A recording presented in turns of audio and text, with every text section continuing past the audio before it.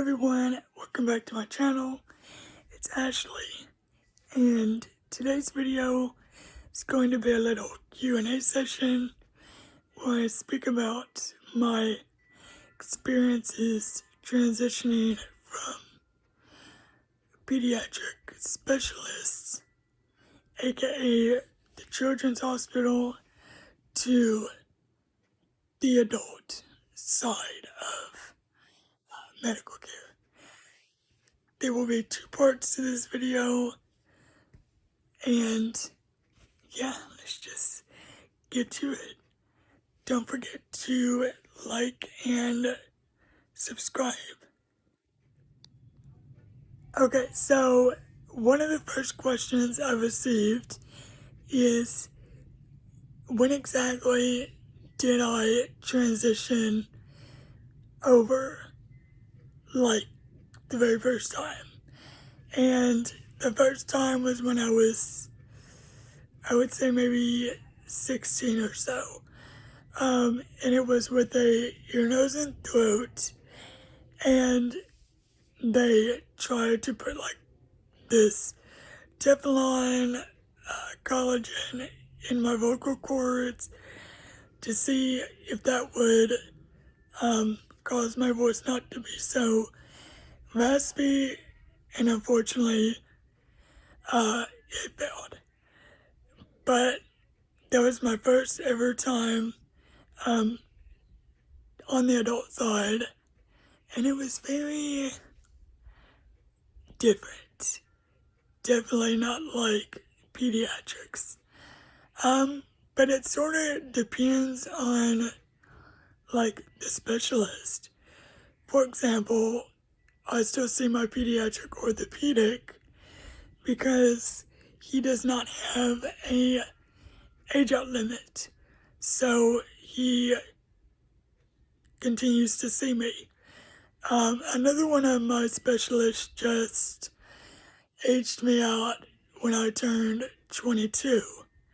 So it really just depends, like I said, on the specialist, and honestly, it's up to them whether or not they want to keep you or age you out.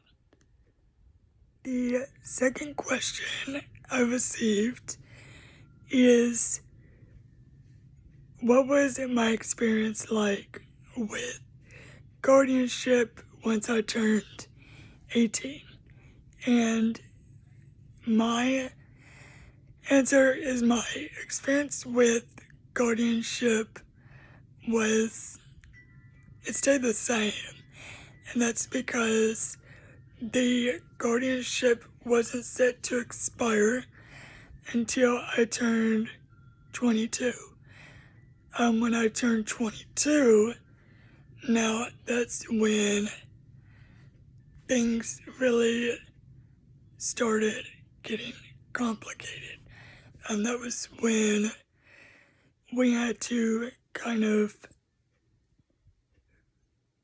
fight, the medical professionals in order to let my grandmother stay with me during like procedures and hospital stays, because technically I was no longer under like a legal like guardianship.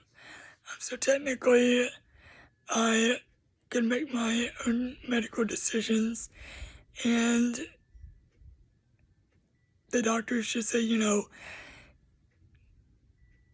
you're a legal adult. And we had to kind of explain to them, well, my grandmother helps me with, she makes my medical decisions, and she's also my conserver. So once we told them that, things kind of calmed down a little, and we haven't had any issues. But yeah, my guardianship really didn't change once I turned 18, and that was because of the way the court papers were drawn up. So this really depends on a lot of factors. Not everyone will have the same experience as me, but yeah, that was my experience with guardianship once I turned a legal adult. The third question I received is, did my SSI change after I turned 18? And the answer is no. And that is because my grandparents have always had guardianship of me. So I've always gotten the same amount and it hasn't changed. In other words, the SSI office never went by my grandparents' income because they never legally adopted me or anything like that. Now, if they were to have adopted me, that would have been a whole different story. So my SSI has always stayed the same, and it wasn't affected once I turned 18. Now, what is different is I went from SSI as a child to SSI as an adult. So that process was extremely lengthy. I had to meet this sounds crazy, but I had to meet the criteria for being a adult that was disabled.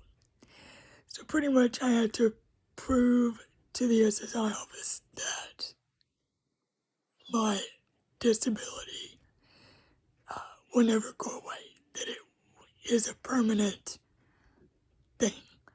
So I had to meet their definition of disabled, and then I had to reapply for SSI because I was a legal adult. So just something to be aware of once your child or yourself turn 18, the process is a little bit different than it is when you're under 18. But after we got all that sorted, after we got all that sorted, everything worked out, and yeah, so I'm still getting the same amount I have always gotten, even though I'm over 18 now. It's been a couple of years since then. But yeah, just something to be aware of is that you will have to go through a process of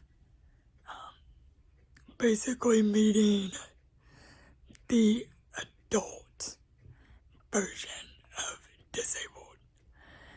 Yeah, I know it sounds crazy, but apparently that's just the thing. I don't know why, but thankfully mine was smooth. The fourth and final question I will be answering in part 1 of this Q&A is, do people with disabilities have to go to a specialized hospital once they transition out of pediatrics? And to my knowledge, no. They can usually stay at their hospital that they've always went to.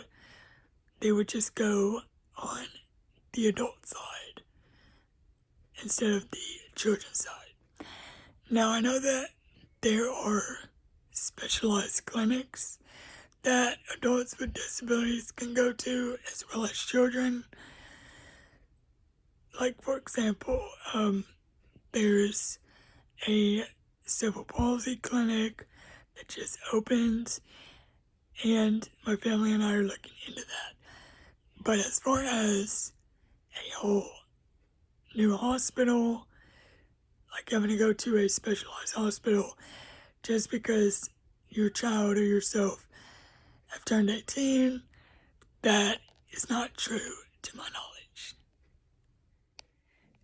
That's it for part 1 of the Q&A about my transition from pediatric to adult specialist.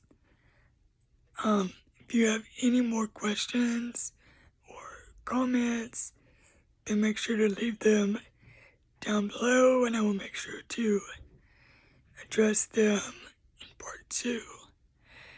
Part 2, we'll go a little bit more in depth about what you need to know about before your child or yourself make the transition. There's a lot that I wish me and my family knew beforehand,